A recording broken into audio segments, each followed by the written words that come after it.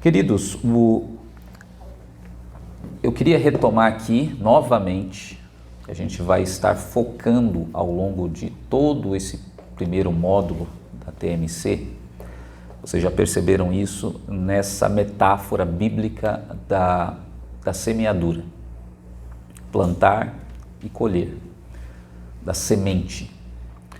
E aqui é mais um dos muitos textos bíblicos que usam essa metáfora da semente, metáfora da semeadura. E o que nós falamos a respeito dessa lei da semeadura, que eu disse para vocês que é uma lei, que ela não se limita só ao plano natural, plano físico, como você pega uma semente mesmo, que você, de feijão, de trigo, de qualquer coisa, coloca no solo e ocorre algo ali naquele processo, a planta cresce e dá frutos. Mas eu disse para vocês também que essa lei da semeadura, ela passa para o campo espiritual. Ela acontece da mesma maneira na nossa vida espiritual. Então é uma lei universal que, se você for inteligente, você vai anotar, você vai guardar, você vai memorizar, porque é uma das poucas leis que elas passam no mundo natural até entrando no mundo espiritual. Se você, nesse processo que nós estamos fazendo, nesse programa, entender realmente o que significa essa lei da semeadura, eu tenho certeza absoluta que a sua vida tem um antes e um depois. Se você entender essa única lei, a lei da semeadura. E o que nós vimos, nós podemos resumir aqui em 3 princípios relacionados com a lei da semeadura. O primeiro princípio que nós vimos é o seguinte: todo fruto na sua vida vem de alguma semente plantada há algum tempo. Todo fruto. Você só existe hoje porque alguma semente foi plantada no passado. Os seus filhos só existem hoje porque uma semente foi plantada no passado. A sua casa só existe, a casa que você mora, porque em algum momento do passado você plantou uma semente. O seu trabalho que você tem hoje só existe porque você plantou uma semente também, no passado.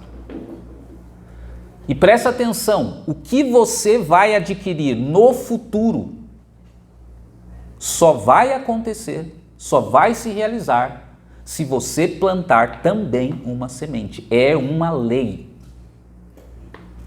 Não muda. Não adianta orar para Deus para que Ele quebre a lei que Ele mesmo criou da semeadura. Deus não vai quebrar essa lei. Por mais que você chore, esperneie, todo dia esteja batendo na porta dele, que nem a parábola, ele não vai quebrar a lei da semeadura. Você só vai alcançar aquilo que você plantar. Sem choro. E nem você mesmo vai conseguir quebrar essa lei. Então, se você quer alcançar frutos na sua vida, se você quer prosperar, alcançar a prosperidade na sua vida, frutificar na sua vida, você tem que obedecer, tem que seguir a lei da semeadura. Senão, assunto encerrado, ponto final na sua história. Deus não vai mover uma palha.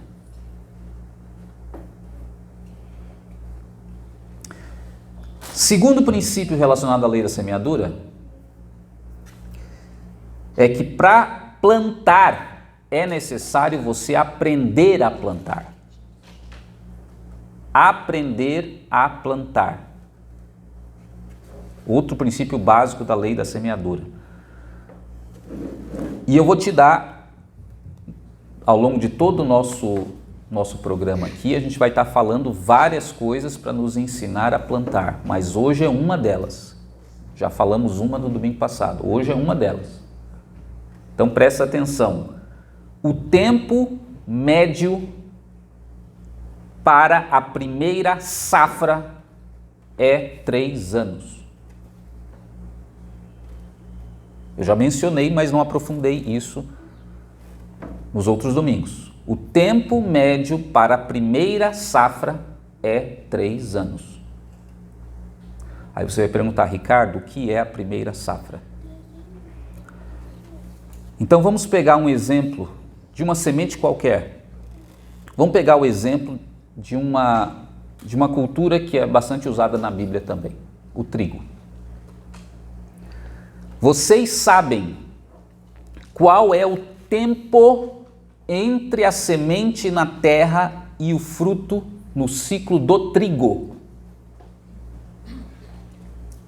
Alguém sabe? Não tem nenhum agricultor aqui? Não é de se admirar, né? A gente está no meio da cidade e não vai ter agricultores. Mas esse ciclo do trigo, que é uma delas, não é muito diferente da soja, 110 a 150 dias. Vou repetir, no momento em que você coloca a semente do trigo na terra, até o momento que ele vai crescer, vai dar fruto, quantos dias? 110 a 150 dias. Traduzindo em meses, 5 a 6 meses. Plantou, colhe o fruto. Agora você vai dizer assim, Ricardo, mas você não falou que são 3 anos? Não, eu não falei que são 3 anos para a semente dar fruto. Eu falei que são 3 anos para você colher a primeira safra, que é diferente. O que é safra, exatamente? Veja, vamos explicar o que é a safra. A safra geralmente acontece uma vez por ano e é o momento onde o agricultor vai recolher uma grande quantidade de frutos no ano. Geralmente a safra acontece em épocas específicas, dependendo da cultura que é plantada. Só que no momento em que você decide plantar alguma coisa, eu estou falando de semente aqui, você vai pensando na sua vida. Acontece o seguinte movimento. Primeiro ano de plantio. Você vai colher fruto? O que você acha? Se você plantou, vai dar fruto, mas você vai ter prejuízo. Por que você vai ter prejuízo? Primeiro, porque você não sabe plantar. Simples assim. Você vai aprender. O primeiro ano é o ano de teste. Você vai plantar para aprender. Você tem semente no primeiro ano? Não, você vai ter que comprar a semente. Isso quer dizer investimento. Comprar quer dizer, na nossa vida, tempo e energia. Você vai investir. Só que como você não sabe plantar, sabe o que vai acontecer com a sua safra? Você está testando, você está aprendendo. A sua safra não vai cobrir o seu investimento. Então, se você for plantar qualquer coisa na sua vida, o primeiro ano é o ano, anota aí, do aprendizado. Não espere colher. Vai até ocorrer o fruto, mas você vai gastar mais do que colher. Esse é o ano do aprendizado. Segundo ano. Agora sim. Falar, no segundo ano agora vai dar certo. Não vai dar certo. Você já aprendeu. Então o que você vai fazer no segundo ano? O segundo ano é chamado de ano do plantio. Agora você já sabe plantar e você vai plantar. Só que tem um detalhe. Tudo o que você obter de fruto, tudo, você não vai usufruir de nada. Você não vai comer nada. Por quê? Por que você não vai usufruir do fruto? Você já sabe plantar, você plantou, por exemplo, uma fileira de trigo. Porque você não é nenhum grande especialista, aprendeu, plantou uma fileira. Eles plantam várias, você plantou só uma. Você vai ter um fruto de 10 por 1. 10 frutos para cada semente. Por que você não vai usufruir desse fruto? Sabe por quê? Porque quantas fileiras você tem? Uma. E o que você vai fazer com o fruto? Você vai replantar. Você vai pegar o fruto, cada fruto tem 10 sementes, vamos dizer, e você vai replantar no solo. Então, no segundo ano é o ano do plantio e replantio. É o ano do investimento. Você não vai comer o fruto, você não vai usufruir do fruto. Mesmo que você esteja recebendo 10 por 1. Agora pense comigo, se você recebeu 10 por 1 e não usou nada, o que você vai fazer no terceiro ano? Com todo esse fruto, esse excedente que você teve. Você vai plantar 10 fileiras com os 10 frutos que você teve. E nesse ano você vai colher 10 vezes 10, que é igual a quanto? 100. 100 por 1. Esse terceiro ano é o ano da colheita. É o ano da primeira safra, que é a primeira vez onde você vai ter realmente o fruto abundante. Qual é o problema da maior parte das pessoas no uso, na aplicação da lei da semeadura? Falta de uma coisinha que nós lemos no texto bíblico que o lavrador tem: paciência. Você não vai colher se você não tiver paciência. Porque o fruto tem um ciclo. A semente, a lei da semeadura tem um ciclo. E em média, esse ciclo dura 3 anos. Primeiro ano você aprende. Segundo ano você começa a ver os frutos, não experimentar. Mas você replanta. Para no terceiro ano você ter abundância de fruto e colher esses frutos na sua vida. Só que você acha que acabou? Não. Quarto ano, quinto ano, sexto ano, sétimo ano.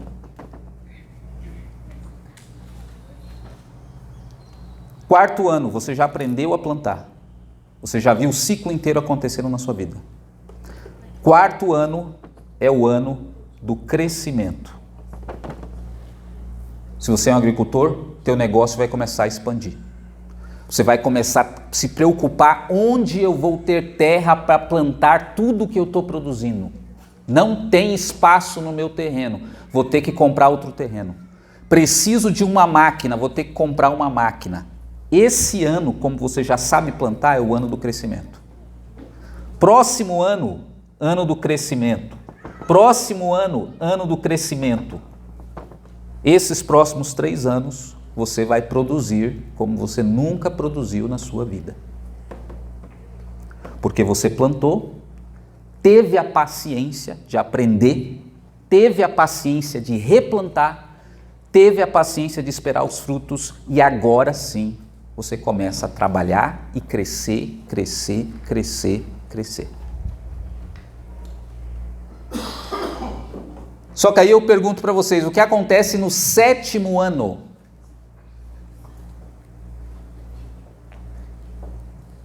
Sétimo ano. O que acontecia com os agricultores de Israel quando chegava no 7º ano? Eles não trabalhavam. Então guarda isso para você. Depois de 6 anos de crescimento, o 7º ano é descanso. É o ano que você vai desfrutar dos frutos que você colheu em todos os anos anteriores. E isso você vai fazer porque depois que chegou aqui no 7º ano, o que acontece? Sei que a minha letra está meio ruim ali, né? A caneta não está ajudando também, mas o que está escrito ali na última linha? O que acontece então? Começa tudo de novo. Com outra cultura. Começa de novo com outra semente e por isso você vai voltar para a etapa de novo do aprendizado. Não é mais trigo, agora é café. Depois você vai para o plantio, replantio, depois você vai para o 3º ano, depois vem para o crescimento. Se você entender isso que eu estou falando para vocês e aplicarem na vida de vocês, vocês não têm ideia de quão longe vocês podem ir em qualquer área da vida de vocês. Principalmente esses 3 primeiros anos. Porque se você desistir no 2º, você não vai ver fruto nenhum. Se você for aquela pessoa impaciente, começou a plantar aqui, falou, não, está demorando demais, agora eu vou plantar em outra horta, vou plantar em outro terreno, vou plantar outra semente, volta de novo para cá. E daí você chega aqui, você volta de novo para cá, volta de novo para cá. Passou 10 anos da sua vida, o que aconteceu? Você sabe muito bem o que é trabalho, mas você não sabe o que é fruto. Você nunca experimentou o fruto. Tudo por causa dessa palavrinha do texto que nós lemos. O lavrador espera com paciência o fruto.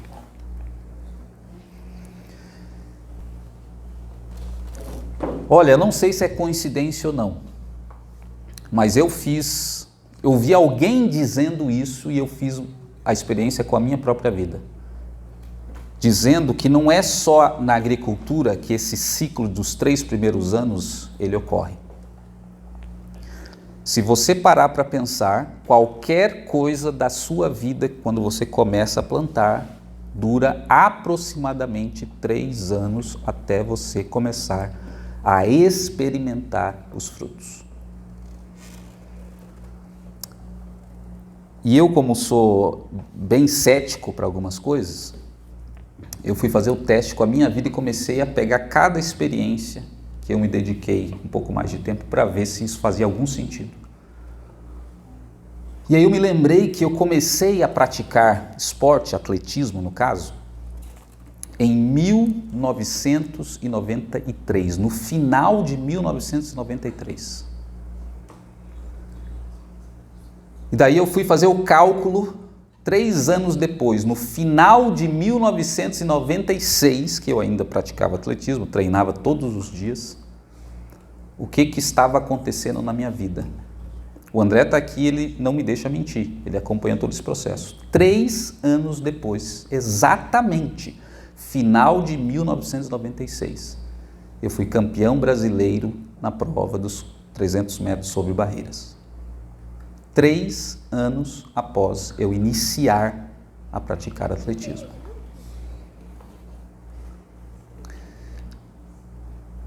E aí eu fui para outras experiências. Em 2006, eu comecei a estudar Direito para concursos públicos e tal, e eu odiava, eu lembro, Direito. Eu não conseguia imaginar como alguém podia gostar daquilo. 3 anos depois, presta atenção, 3 anos depois, eu não só gostava já do direito, como eu incorporei as ferramentas do direito na minha vida e já usava com facilidade, colhendo os frutos daquele estudo dedicado que eu fiz durante 3 anos da minha vida, 2006 a 2009. Depois eu me lembrei que em 2013, eu comecei a estudar filosofia, 2013. Em 2016, exatamente, eu já estava colhendo todos os frutos daquele estudo 3 anos depois. Foi em 2016, por exemplo, que eu escrevi um texto de 500 e poucas páginas, entreguei na universidade, 3 anos depois. Coincidência? Eu fiquei pensando, será que é mera coincidência? 3 anos. Em 2003, continuei fazendo esse exercício. Em 2003, eu comecei a estudar teologia. Em 2003, seriamente. E em 2006, 3 anos depois, eu já estava usando todas as ferramentas e colhendo todos os frutos daquele estudo dedicado que eu tinha feito a partir de 2003. Mas não parou por aí. Talvez a minha memória pode não me ajudar e eu posso distorcer um pouco os fatos que estão muito distantes de mim. Eu peguei um assunto mais recente. Eu estou falando sempre de estudos aqui porque está relacionado comigo, é a minha vida. Talvez as áreas que você plantaria fossem outras, né? Mas eu estou falando dos estudos porque é mais ou menos a minha vida. Em 2019, recente, eu disse para o pessoal lá em casa da minha família, eu falei, eu vou começar a estudar agora empreendedorismo. Mas por que você vai estudar isso? E eu falei para os meus parentes e recomendei eles fazerem a mesma coisa. Eu falei, o serviço público está em declínio no mundo, não é só no Brasil. Ele vai ter um fim. E eu vou me antecipar e vou começar a estudar algo que está em ascensão. Não sei se vocês já pararam para pensar nisso ou já estudaram sobre isso. Está havendo uma inversão de polarização no mundo, que é o seguinte, em breve, em alguns anos, todos os profissionais que antes eram funcionários regidos pela CLT, concursados, etc., eles vão ser CNPJ. Empreendedores, entre aspas, muitas aspas aí, né? Então eu vou me antecipar, comecei a estudar, mas pense numa coisa que eu odiava estudar. Eu falei, meu Deus, isso aí não vai entrar na minha cabeça porque eu não gosto disso. Mas como eu já tinha feito esse caminho muitas vezes, eu falei, não posso pensar assim, eu tenho que pensar que eu adoro, que eu amo isso, para dar certo, né? Aí comecei a estudar. Só que aí eu ficava assim, puxa vida, mas eu não tenho ideia, o negócio não flui na minha mente, eu preciso ter ideias, né? Para empreender tem que ter ideias. Mas eu continuei pacientemente plantando na terra árida, que não dá um frutozinho.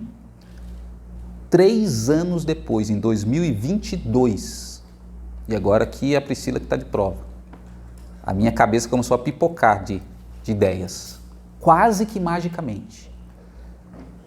Ideias de negócios, de produtos e por aí vai. 3 anos depois. Então, quando eu vi a pessoa falando isso, que em média é 3 anos, eu fiz a experiência comigo, para ver se fazia sentido. E o que eu estou falando para vocês aqui é que todas as experiências que eu tive de aprendizado na minha vida, o primeiro ciclo, durou realmente aproximadamente 3 anos. Tem sementes que demoram mais? Tem. Eu não vou dizer para você que você vai falar, vou estudar medicina agora, né? E em 3 anos você já está colhendo os frutos. Talvez leve um pouco mais. Talvez se você se dedicar de corpo e alma, em 3 anos você já colhe frutos. Mas tem sementes que levam um pouco mais mesmo. Tem sementes, em média, por isso que eu estou falando, 3 anos. Então a paciência, queridos, é um instrumento absolutamente. Você é um lavrador. Você é um agricultor na sua vida. E se você quer colher frutos na sua vida, você tem que, em primeiro lugar, plantar, trabalhar, mas você vai ter que esperar. Se você não ultrapassar esse período de espera, você não vai colher. Depois que você fez, você pode entrar no ciclo de crescimento. Teve muitas atividades na minha própria vida que eu simplesmente falei, não, isso aqui já é suficiente, eu não vou entrar no ciclo de crescimento. Não continuei estudando direito, por exemplo, mas filosofia eu entrei em outro ciclo. Mais 3 anos. Continuei. Teologia entrei em outro ciclo. Mais 3 anos, depois mais 3 anos. E teve outras coisas que eu falei, o esporte, não. Esporte foi 3 anos, depois foi mais 3 anos. Depois eu falei, agora acabou. Até porque a saúde, a idade também já começa a atrapalhar. Então você vai decidir o que você vai continuar ou não. O que você não pode fazer é não respeitar o ciclo dos 3 anos. Investir a semente até... Quando acabou, Ricardo? Quando você vê a multiplicação dos frutos. Quando você vê a multiplicação dos frutos, a safra, a primeira safra, aí você sabe que acabou. Enquanto você não vê o fruto, você sabe que não acabou.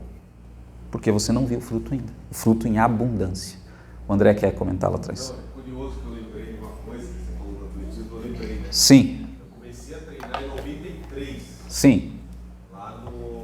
Foi na primeira competição em 93.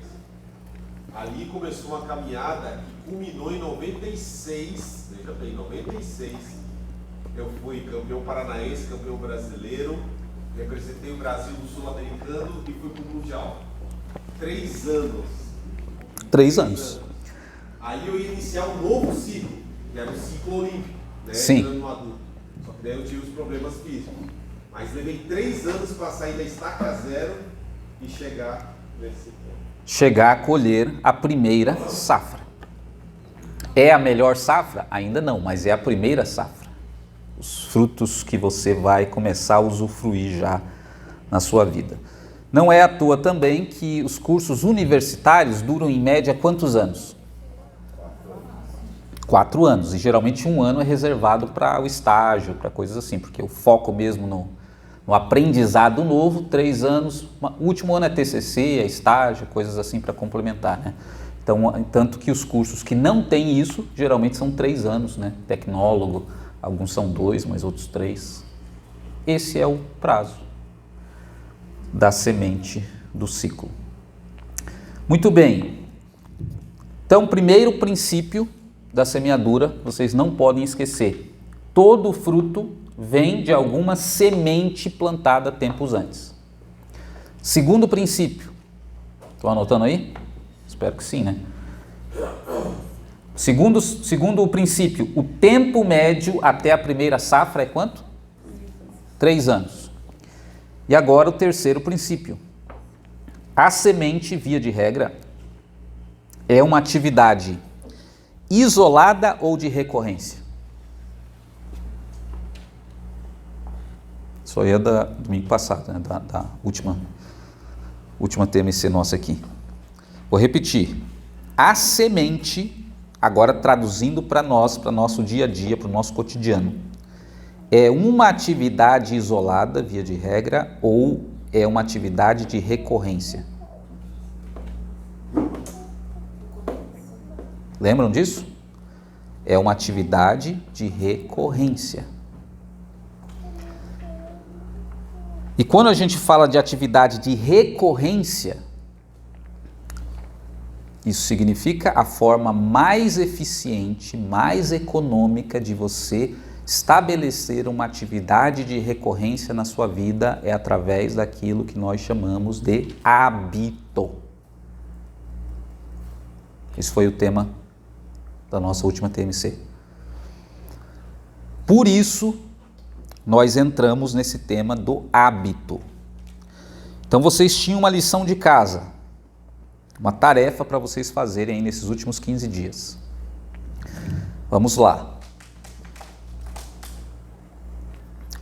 pensar em quais são os frutos que vocês querem alcançar na vida de vocês. E agora vamos colocar essa qualificação nos próximos 3 anos. Porque se você falar assim, eu quero plantar hoje e quero colher no fim do ano, esqueça. Você pode começar a plantar hoje, colher, você não vai colher a primeira safra no fim do ano. Então a questão é, quais são os frutos que você quer colher para daqui a 3 anos? Cada fruto que você pensar e colocar no seu caderno, você tem que pensar em seguida o seguinte: qual é o hábito que eu tenho que construir para colher esse fruto? Então vamos lá, vamos pensar um pouco aqui, daqui a pouco eu vou começar a perguntar, né? Porque eu falei que eu ia perguntar para que vocês realmente fizessem as tarefas. Vamos supor que eu quero, o fruto que eu persigo é falar um outro idioma. Esse é o fruto. Qual é o hábito que eu tenho que construir para colher esse fruto? Não é o que eu tenho que fazer. Não pense mais assim. É qual hábito que eu tenho que construir? Vocês me digam. Qual é o hábito? Eu quero falar um outro idioma daqui a 3 anos. Qual é o hábito?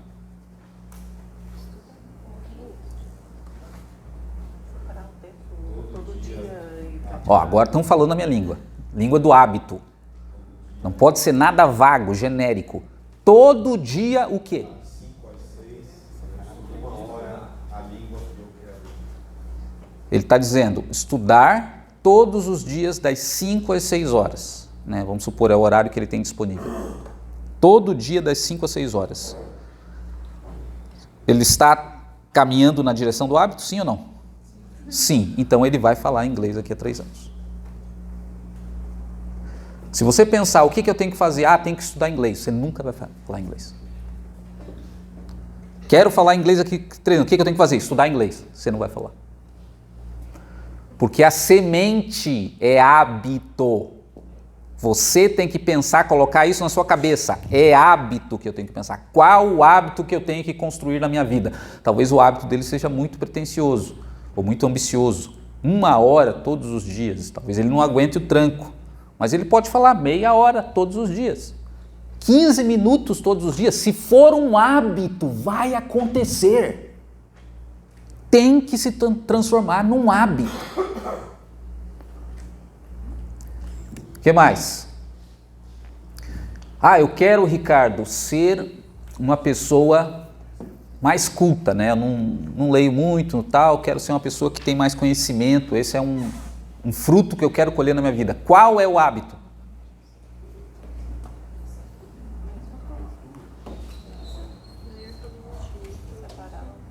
Ler todos os dias. Não vai acontecer. Por que não vai acontecer? Se você falar, o meu hábito que eu tenho que fazer é ler todos os dias. Porque é genérico. Tem que ser mais específico. Até o André ainda é um pouco genérico. O que você vai fazer exatamente para construir um hábito de leitura? Contando que seja leitura. Tem outros caminhos também, se você quer se tornar mais culto. Quando eu me recolher para dormir, uma hora antes de dormir, eu leio. Lê o quê? Se você lê historinha de bi, talvez você não vai alcançar o objetivo de se tornar mais culto. Então veja como a questão, quando você começa a pensar que hábitos você quer construir, ou melhor, que frutos você quer obter na sua vida, você tem que pensar no hábito.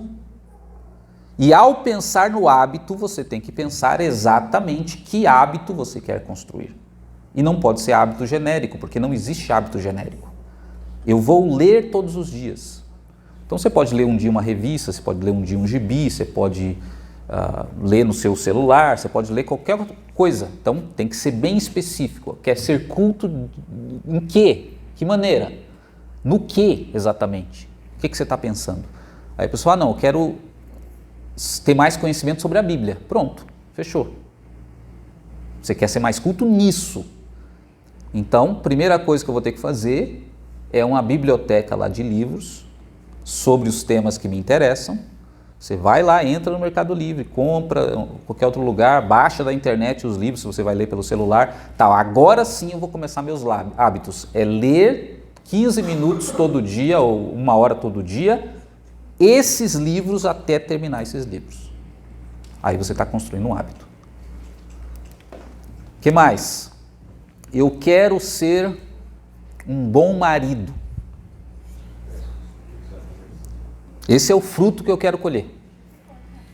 E daí? Qual é o hábito? Quais são os hábitos? Porque aqui a gente está falando de um, né? Mas na verdade são sempre vários. Quais são os hábitos?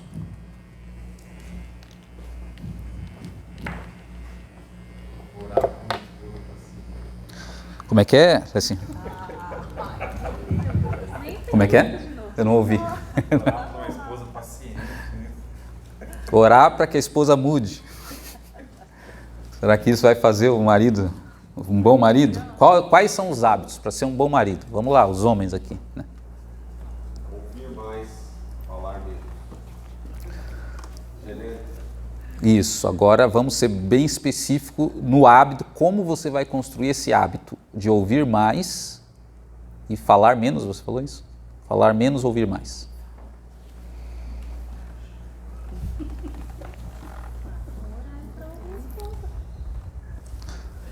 Todo dia, 5 horas da manhã, você vai acordar sua esposa e falar, agora fale e eu vou ficar quieto.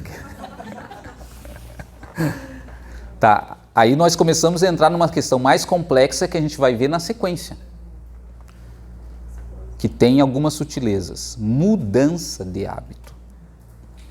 Porque o que o André já está falando ali não é nem da construção de um hábito, é da mudança de um hábito.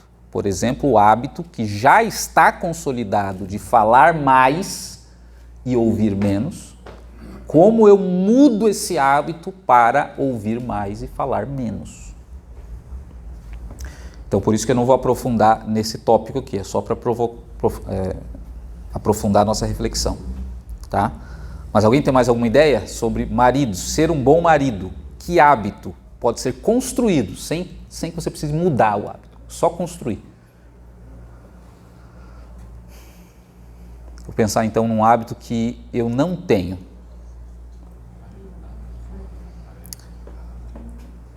Eu não tenho o hábito de, por exemplo, em dias especiais, né, pegar minha esposa, falar, não, vamos sair, vamos se divertir, ou comprar umas rosas, ou qualquer coisa do gênero. Eu não tenho esse hábito, estou reconhecendo aqui. Não é que eu construí o hábito oposto, eu simplesmente não construí esse hábito. Então eu posso construir. Para o bem do relacionamento, eu quero ser um bom marido, então eu vou construir esse hábito. Aí sim, como que eu vou construir? O que eu vou fazer? Então, por exemplo, posso falar todas as datas especiais, então, que tiverem assim, Dia dos Namorados, aniversário dela, meu aniversário, vai ser o gatilho que eu vou pegar e vou fazer alguma coisa com a minha esposa, né, sair com ela, fazer alguma coisa diferente. Sendo bem específico. Aí estou construindo hábitos. Agora eu quero ouvir de vocês aí, quem fez a sua tarefa de pensar, colocar uma lista aí dos frutos que você quer obter. Se não fez a lista e já tem alguma coisa em mente, pode compartilhar com a gente. Só o fruto, por enquanto, não estou falando dos hábitos, só o fruto. Qual é o fruto que você quer para daqui a 3 anos?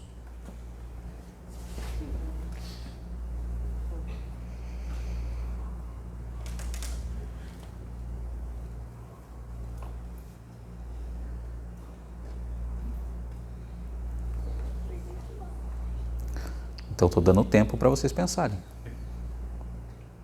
A gente só sai daqui hoje quando tiver no mínimo 3 falando aí.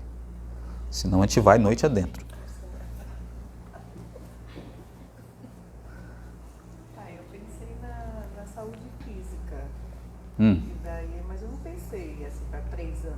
Eu pensei para... Não, um fruto que você quer na sua vida. Para os próximos 3 anos. Qual é? Ter saúde. Então, Saúde. Saúde geral. Então vamos dizer, a Priscila aqui está dizendo que um alvo, né, um resultado que ela quer, ou na linguagem que a gente está usando, um fruto que ela quer ver na vida dela, é mais saúde. Né? Alguma coisa aí que ela está, a saúde dela não vai muito bem, alguma coisa assim, ela quer ter mais saúde. Pode ser alguma coisa específica de saúde, pode ser a saúde geral, vamos dizer que é a saúde geral que a Priscila quer, mais saúde. Pronto, é um fruto. Mais um. Diga, irmã. Eu fiz aqui, tem 2 que estão em processo, não vou abrir, tá? Mas tem um que eu comecei lá atrás e agora eu estou numa fase de colheita. Então, em 2019, desde os 2 anos de Samuel, então desde 2015, tivemos a questão do início da fome. Para mim, ali já foi o início de observar na sala de atendimento a necessidade de crianças, né, com vários transtornos e deficiências. Então aquilo ali foi me inquietando. Daí cada sessão que o Samuel fazia, ainda não tinha um diagnóstico, então ela passava várias situações. Então para mim foi a pesquisa. Eu ia pesquisar tal assunto. Olha, a gente está pensando em tal situação. Eu ia pesquisando.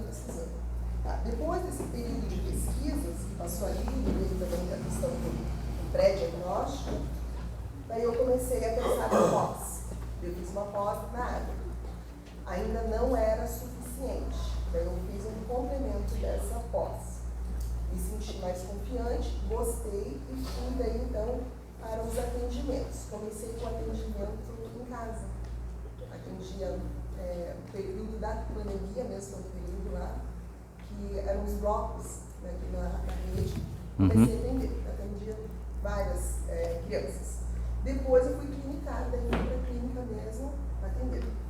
E hoje já é a minha profissão realmente oficial, trabalho dentro da sala de recursos, período de 2 períodos, e é um fruto que começou lá atrás, que eu fui realmente assim, com a imersão, aos poucos, especializei e cheguei no outro experiente.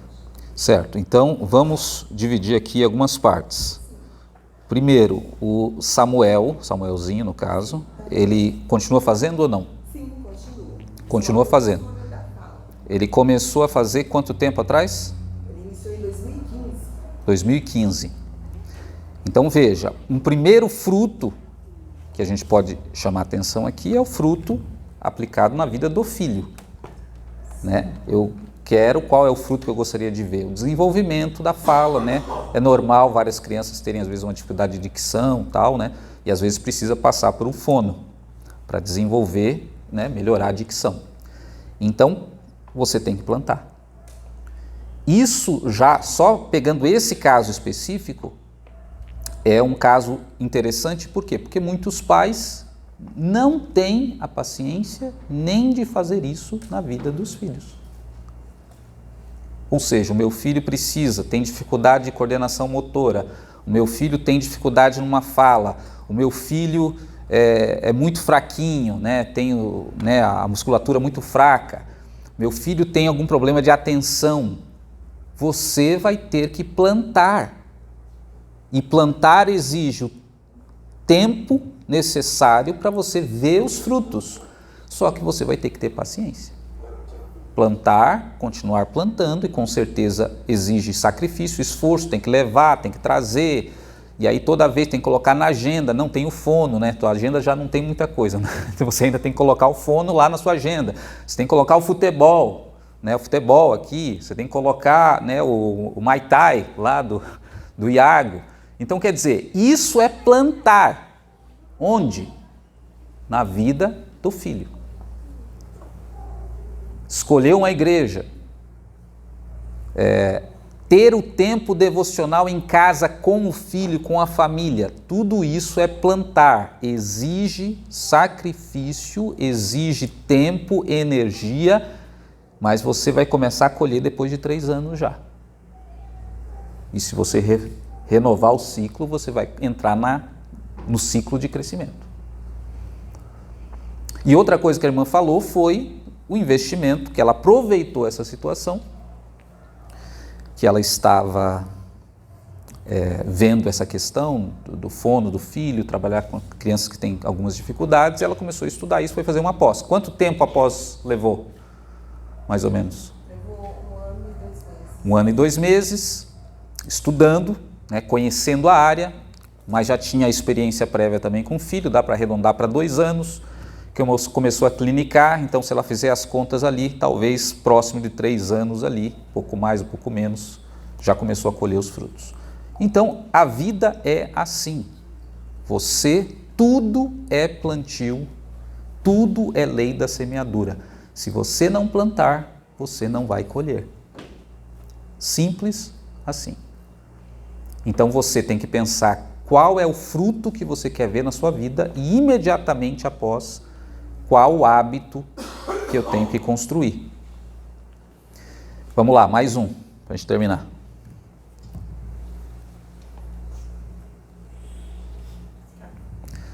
Irmã Regiane. Mas assim, o meu prazo seria tipo mais de 3 anos, né?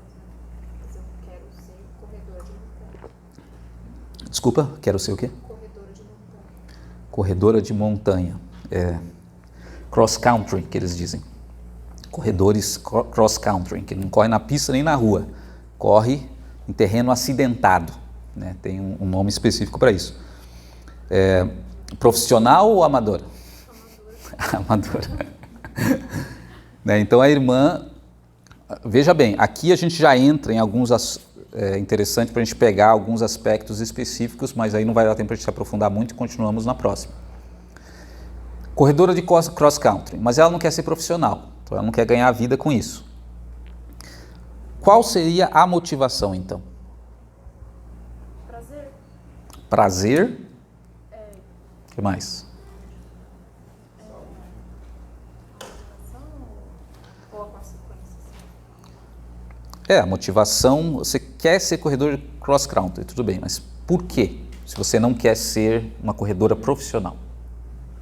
É por Prazer, prazer, por uma coisa que eu gosto de fazer, diferente do dia a dia. você gosta de fazer, então você já sobe montanha, por exemplo. Sim, mas andando. Andando. Então veja, quando eu falo assim, qual é a motivação? Então ela já tem um gosto por estar nas alturas, né? Subindo montanha, vendo a natureza. Mas por que tem esse gosto de subir montanha? Você me diria o quê? É o contato com a natureza? É, por exemplo, porque isso te desestressa? Também. É porque na subida da montanha você já está fazendo atividade física? Eu me supero. Superação. Então é uma porção de coisas. Então eu estou fazendo essas perguntas para ela pelo seguinte: quando você vai estabelecer um hábito na sua vida, lembra dos 3 elementos que tem um hábito? Que um hábito tem que ter? Quais são os 3? Gatilho, rotina e recompensa. A gente vai retomar isso na próxima sessão, tá? Gatilho, rotina e recompensa. Se você não tiver o gatilho, certo, e não tiver a recompensa, o hábito não se estabelece. Então vamos imaginar uma situação que uma pessoa, ela quer, como a Priscila, desenvolver a saúde dela. E aí ela faz como a meta dela ir para a academia toda semana. Qual é o problema dessa estratégia? O problema é a recompensa. Qual é a recompensa que a Priscila obtém indo para a academia?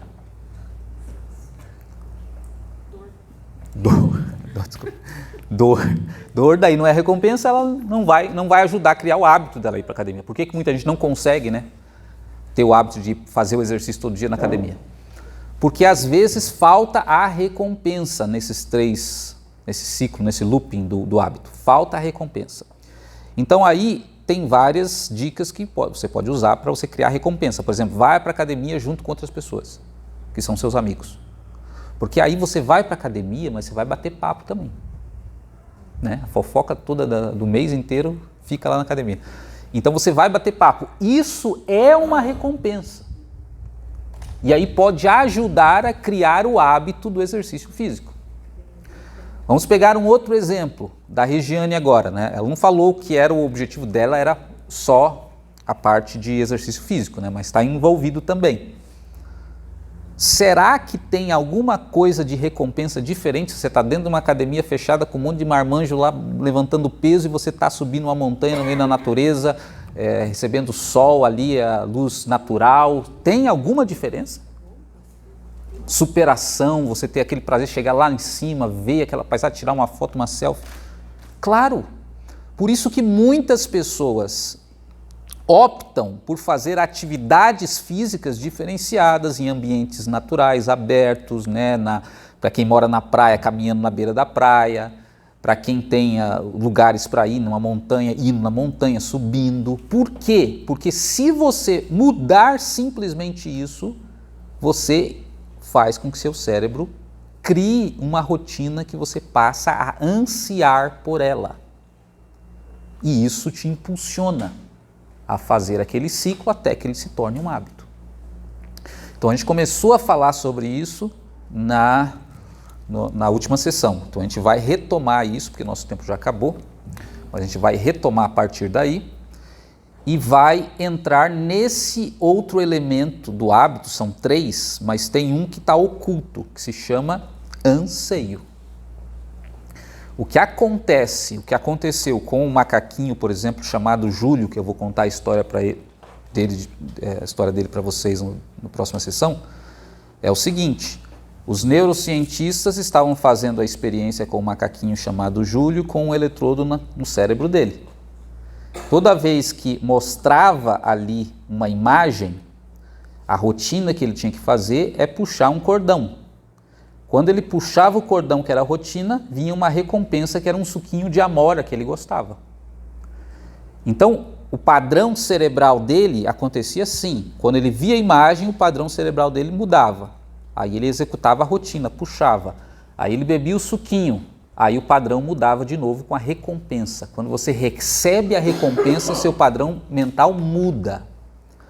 O que eles observaram depois de fazer muitas vezes isso é que chegou um momento, depois de centenas de repetições, coitado do macaquinho Júlio, né?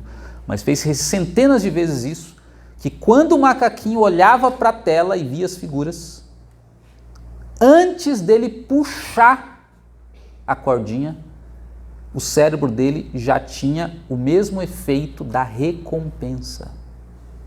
Ou seja, a recompensa começou a acontecer antes dele beber o suco. Isso é o que se chama de anseio. Quando você começa a estabelecer um hábito e você não tem aquela recompensa, subir na montanha, por exemplo, o seu cérebro começa a mudar o padrão e você começa a ser impelido a fazer aquilo, desejar, ficar frustrado se você não fizer. Isso é que os neurocientistas chamam de anseio. E é o que a gente chama, tô com vontade de comer um chocolate. Você está estressado, você está ansioso, acionou um gatilho. É a ansiedade. Infelizmente, a rotina que você criou para o gatilho que é a ansiedade foi o quê? Comer chocolate. Só que se você não satisfazer, o que vai acontecer é, o seu cérebro já está nas ondas da recompensa. Você vai começar a ficar fissurado querendo um chocolate de qualquer maneira. Desejo de chocolate. E é isso que a gente vai ver então na próxima sessão, como isso acontece, para a gente saber como construir exatamente um hábito de forma que você vai desejar ler a Bíblia. Você vai desejar orar. Enquanto muitas pessoas, Ricardo, não consigo ler porque, claro, você não está usando as ferramentas que Deus já te deu para usar, construir um hábito. O hábito só constrói quando você fala assim, segunda-feira é o dia, eu fico das 8 ao meio-dia na imersão, 4 horas. Se isso não acontecer, eu tenho um problema nesse dia. Por quê? Porque é um hábito já estabelecido. Se eu não orar, eu tenho um problema de frustração, de ansiedade e tal. Por quê? Porque o hábito já está estabelecido. Se você aprender a fazer isso, você vai. Eu quero orar, você vai orar. Eu quero ler a Bíblia todo dia, você vai ler a Bíblia todo dia. Eu quero fazer atividade física, você vai fazer atividade física. Você está entendendo como Deus te criou. Então, na próxima sessão, a gente entra nesses detalhes, mas reforço aqui o nosso texto de hoje. Tende paciência até a vinda do Senhor, assim como o lavrador que espera os frutos. Se você tiver paciência para colher o fruto, você vai longe na vida. Na sua vida espiritual, na sua vida material, pode ficar de pé. Na sua vida financeira, em todas as áreas da sua vida, você vai frutificar se você tiver essa paciência.